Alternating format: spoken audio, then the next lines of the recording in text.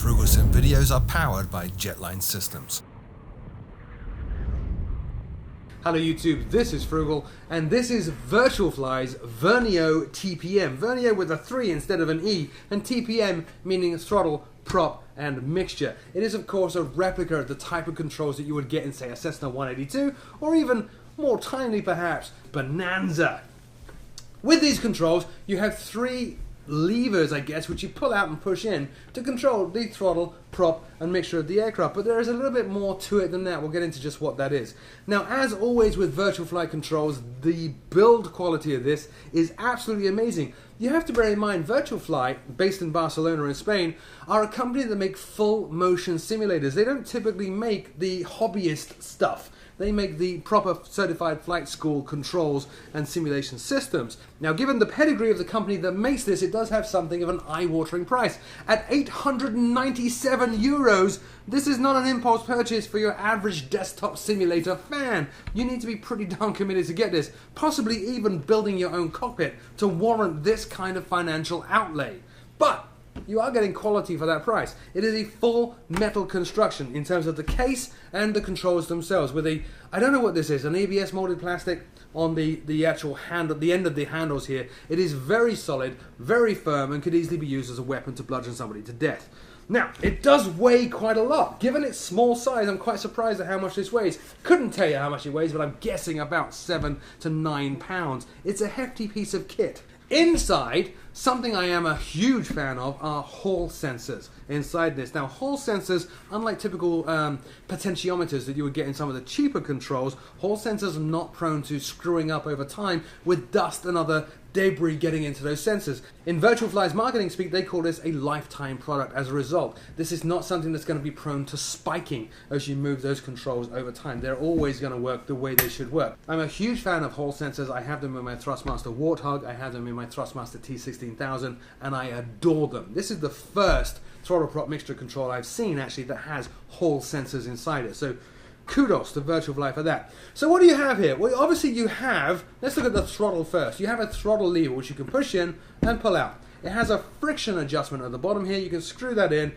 making the throttle control a lot heavier to actually move. And of course you can lighten it up by twisting anti-clockwise, and now the throttle is actually quite loose. Very, very cool to use that. Next up, you have the prop and the mixture controls. You'll notice on each of these there is a button on the top. That's a locking button, exactly the same as you would get in the real aircraft. So you depress the lock, and then you can slide the control in and out. Now, in particular on the mixture, you may notice if I stop talking long enough that when I press this button and slide it in, you hear a bit of a ratchet sound. The reason why is in the real aircraft, both of these controls, you have a push-pull fast motion, and you also have a fine adjustment motion, which is copied on these controls. The way it works is you simply screw them in or out. So I can screw the mixture control in, and I'm getting very, very, very fine control. But because it's locked, I can't accidentally nudge it out of position.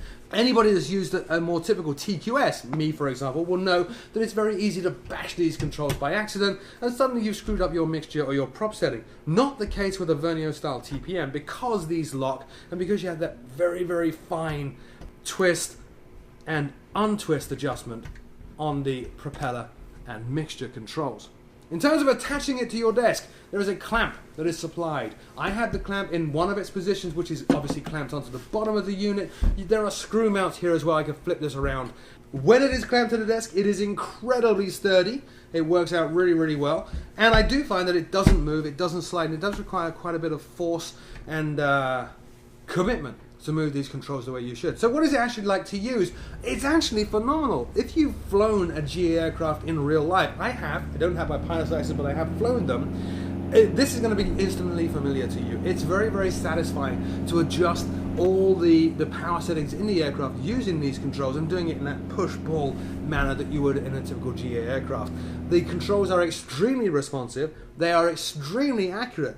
One of the things that I love most about this is I was trying to get to grips with A2A's new Bonanza, and anybody that has a Bonanza will tell you that starting it can be a bit of a bear. So I took it up to K-Blue, which is an airport at 5,000 feet, so a bit of a challenge starting it. And it's a lot of fun. It's actually very satisfying. adjusting this throttle control to try to get the engine to fire as you're starting it up without flattening the battery or flooding it, of course. Huge fun, lots and lots of fun. Similarly on landing, it's great to be able to just rest a hand on this throttle and start adjusting it in and out and really finessing the throttle as you come into land and finessing the control of the aircraft. Absolutely brilliant control.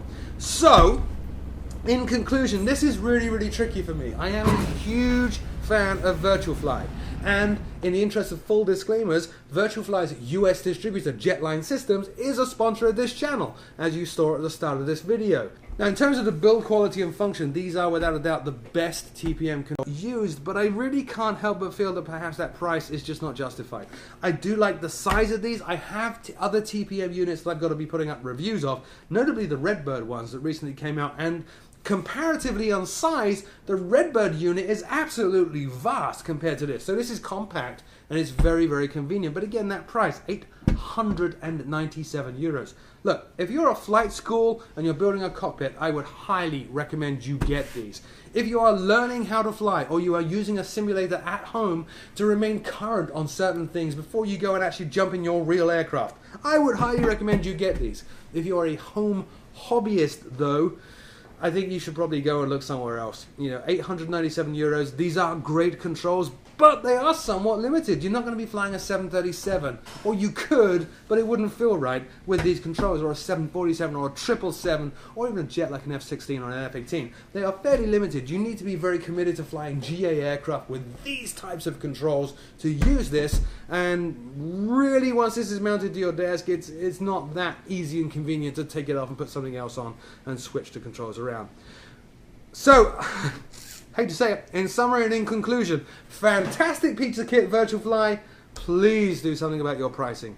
As always, my name is Frugal. Thanks so much for watching, and I will see you all very soon.